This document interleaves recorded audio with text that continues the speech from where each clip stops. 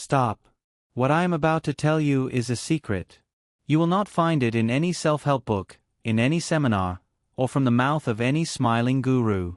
Because the real language of money isn't taught. It's understood. 500 years ago, there lived a man named Niccolò Machiavelli. He was not a saint, a philosopher, or a businessman. He was a political strategist, a man who taught kings how to build power, how to keep it, and how to grow it. 55. But people have forgotten one thing he knew better than anyone. Power and money are two sides of the same coin. Today, I will reveal the 13 rules of money, not as you know them, but through the eyes of Machiavelli. These rules aren't nice.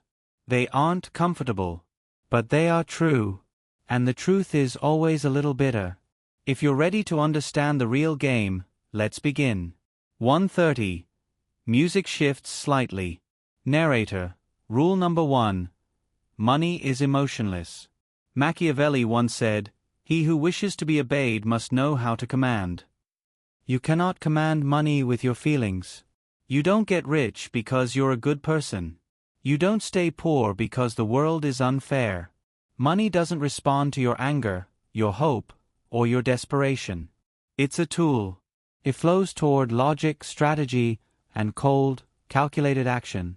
When you make emotional decisions, spending out of anger, investing out of fear, or showing off to feel important, money quietly slips away.